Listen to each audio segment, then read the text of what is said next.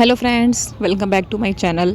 तो आज मैं कुछ ऐसे क्वेश्चंस लेके आई हूँ आपके सामने, उनका सलूशन करने जो कि अक्सर वीडियोस में पूछे जाते हैं और उनका जो होता है आपको जो है सलूशन करना बहुत ज़रूरी होता है। यानी अब आप सब जानते हैं ठंड का मौसम जो है स्टार्ट होने वाला है, यानी जो हमारे रोज़ प्लांट होंगे वो अब फुल ब्लूमिंग पर आएंगे, यानी ये रोज़ प्लांट का मेन टाइम होता है। तो इसमें मैं कुछ आपके साथ ऐसे टिप्स शेयर करूँगी जो कि अगर आप अपने प्लांट में अप्लाई करोगे, अभी करोगे, तो जो न्यू ग्रोथ आप मेरे प्लांट में देख रहे हो वो आपके प्लांट में भी दिखेंगी। और ये सबको पता है कि जो न्यू ग्रोथ होती है उसी पे रोज़ प्लांट जो है फ्लावरिंग करता है, उसी पे बड्स बनाता है। तो ये चीज़ें बिल्कुल भी स्किप मत करिएगा और ये एकदम सही टाइम है अपने प्लांट को फीडिंग देने का, अपने प्लांट की केयर करने का, अपने प्लांट को एकदम न्यू सूट से भरने का, फ्लावरिंग से भरने का। तो जो पहला टिप है, तो सबसे ज़रूरी बात क्या होती है, जो हमारा ये अगस्त का टाइम है, सितंबर का टाइम है जो स्टार्ट होने वाला है, ये एक बेस्ट टाइम होता है रूट प्रूनिंग के लिए। रूट प्रूनिंग का मतलब क्या होता है, जैसे अगर आप अपने प्लांट की प्रूनिंग नहीं करते हो, जैसे आप अपने प्लांट को पॉट से निकालिए और उसके बाद अगर आपका प्लांट रूट बाउंड है तो आप उसके रूट की प्रूनिंग कर सकते हो। इस टाइम पे ये बेस्ट टाइम है, इस पे आपके प्लांट को शॉक भी नहीं लगेगा और आपका प्लांट ख़राब भी नहीं होगा। अगर आपने अपने प्लांट की हार्ड प्रूनिंग नहीं की हुई है तो आप इस मंथ उसकी हार्ड प्रूनिंग भी कर सकते हो। हार्ड प्रूनिंग से क्या होता है, हार्ड प्रूनिंग का मतलब क्या होता है, हार्ड प्रूनिंग का मतलब होता है कम से कम अपने प्लांट की हम 40% जो प्लांट्स होते हैं उनको एकदम काट दें ताकि न्यू ग्रोथ आए और न्यू प्लांट जो है हमारा ग्रो करे। तो यही कुछ टिप्स मैं आपके साथ शेयर करूँगी। तो ये बेस्ट टाइम है, आपको इसको कट कर देना है। अगर आपको लगता है कि न्यू ग्रोथ नहीं स्टार्ट हो रही है तब इसको कट कर दीजिए अपने प्लांट को, ये बेस्ट टाइम है। पर एक चीज़ का आपको ये भी ध्यान रखना है कि रूट प्रूनिंग और स्टेम प्रूनिंग आपको साथ में बिल्कुल नहीं करनी है। देखिए, जैसे अगर आपको रूट प्रूनिंग करनी है, प्लांट आपका रूट बाउंड हो चुका है, तो आप क्या करिए, उसकी आधे जो जड़ें हैं उसको काट दीजिए। काटने के बाद उसको दूसरे प्लांट में शिफ्ट कर दीजिए। शिफ्ट करने के 10 से 15 दिन बाद आप उसके स्टेम को काट सकते हैं। जब हमारा प्लांट एकदम फिक्स हो जाए, सूटेबल हो जाए, अगर एक साथ आप इसकी कटिंग कर दोगे ना तो ये शॉक में जा सकता है और शॉक में जाने से आपका प्लांट जो है मर सकता है, ख़राब हो सकता है। तो इन चीज़ों का ध्यान रखना है कि जब भी आप रूट प्रूनिंग और हार्ड प्रूनिंग करें तो साथ में ना करें, और जब भी आप करें तो बीच बीच में गैप देके करें। सेकंड चीज़ें क्या होती हैं, न्यू ग्रोथ होने लगती है तो जैसा आप सामने देख रहे हैं, जो हमारी कलियां होती हैं, जो पत्तियां होती हैं, वो एक दूसरे में चिपक जाती हैं। तो इसका सल्यूशन क्या होता है, रेगुलर वाटर स्प्रे।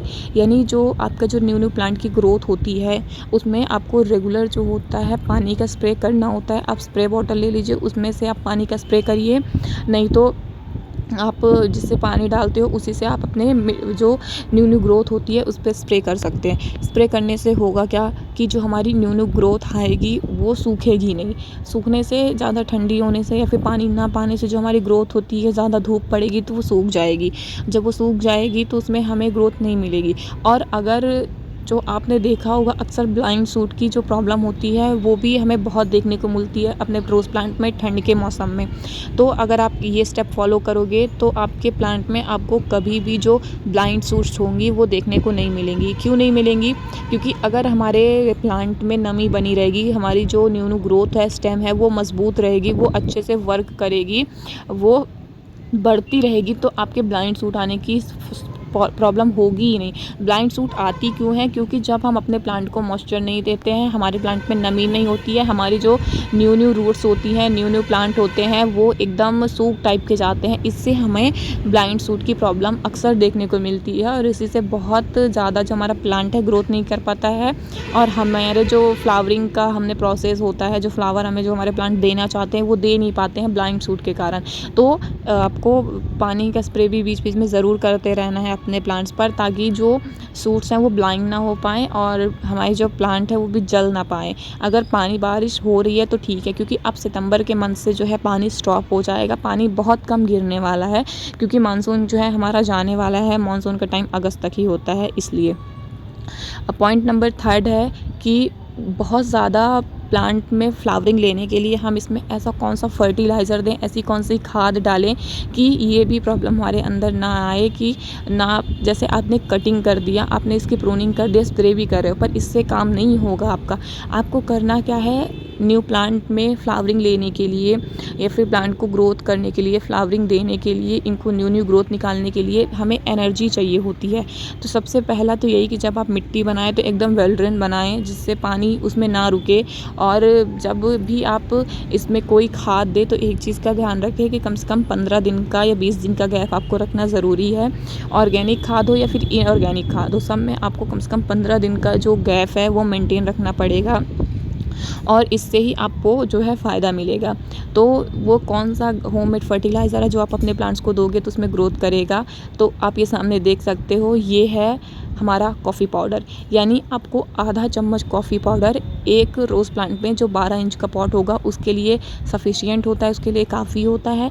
आप आधी चम्मच कॉफ़ी पाउडर अपने प्लांट में दे सकते हो। ये एक बहुत अच्छा घरेलू नुस्खा है, ऑर्गेनिक फर्टिलाइज़र है, जो कि आपके प्लांट को जो न्यूट्रिएंट्स है वो भर भर के देगा। हमारे जो कॉफ़ी पाउडर होता है उसमें न्यूट्रिएंट्स की मात्रा ज़्यादा होती है, और सबसे चीज़ ये एसिडिक बनाती है, यानी जो हमारी मिट्टी होगी उसको एसिडिक बना देगी। और मिट्टी अगर एसिडिक बनी रहती है तो हमारा जो रोज़ प्लांट होता है वो बहुत अच्छे से ग्रोथ करता है, क्योंकि रोज़ प्लांट को जो है एसिडिक मिट्टी पसंद होती है। आपके पास कॉफ़ी पाउडर नहीं है तो आप चाय की पत्ती का भी यूज़ कर सकते हो। अगर आप नॉर्मल चाय की पत्ती ले रहे हैं जो कि यूज़ की नहीं है तो आप आधी चम्मच डालिए, और अगर आप यूज़ की हुई चाय की पत्ती ले रहे हैं तो आप 1 चम्मच डालिए। और वो नेक्स्ट चीज़ क्या है जो हम और दे सकते हैं, तो बनाना पील पाउडर, यानी जो केले का छिलका आता है उसको आप सुखा के उसका पाउडर फॉर्म यानी सूखने के बाद आप उसको जार में डाल के ग्राइंड कर दोगे ना, तो वो ऐसे आपका पाउडर फॉर्म में हो जाएगा। जैसे आप देख रहे हैं ये केला घर में सबके आता रहता है, उसको मैं सुखा के अक्सर स्टोर कर लेती हूँ, फिर जब आपको ज़रूरत हो आप उसका पाउडर बना के डाल सकते हो अपने प्लांट में। ये क्या करेगा, इसमें जो हमारा बनाना होता है उसमें पोटेशियम की मात्रा भरपूर मात्रा में होती है। पोटेशियम इसमें भर भर के होता है। आप चाहो तो आप मार्केट से भी जाके पोटेशियम ला सकते हो, मतलब पोटेशियम का सोर्स ला सकते हो, नाइट्रोजन का सोर्स भी ला सकते हो।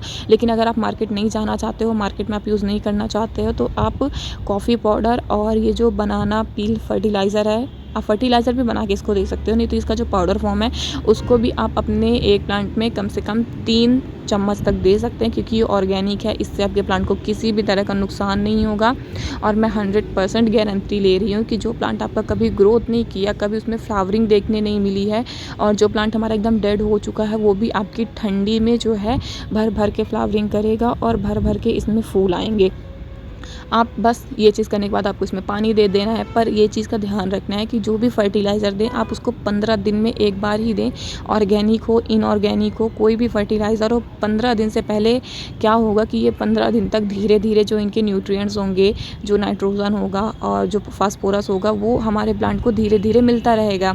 अगर आप ऐसा नहीं करोगे तो नहीं मिल पाएगा। चल अब बात करते हैं, फर्टिलाइज़र की बात हो गई, अब बात करते हैं हम फंगिसाइड की, क्योंकि जो रोज़ प्लांट में एक कॉमन प्रॉब्लम होती है वो होती है फंगस की। तो हम फंगिसाइड कैसे बचा सकते हैं इस बारिश के टाइम में? तो एक जो फंगिसाइड आता है वेपसीन का, आप वो भी यूज़ कर सकते हो, और जो साफ फंगिसाइड आता है आप वो भी यूज़ कर सकते हो अपने प्लांट में। एक्सोरा एंड और काफ़ी सारे फंगिसाइड पाउडर आते रहते हैं जो आप अपने प्लांट को दे सकते हो फंगस से बचाने के लिए। हमारे प्लांट जो है बहुत अच्छे से फंगस से जो है रिलीज़ रहेंगे, क्योंकि फंगस लगने से अगर ज़्यादा पानी हो जाता है या फिर ज़्यादा पाले के कारण इसमें फंगस लग जाते हैं। नहीं तो जो न्यू ग्रोथ होती है ना, उसमें अक्सर हमें फंगस मिल जाते हैं। जो न्यू पत्ती होती है उनको फंगस लग जाते हैं, वो मुड़ जाती हैं, उसमें काले काले स्पॉट्स पड़ जाते हैं और हमारे प्लांट जो है ख़राब हो जाते हैं।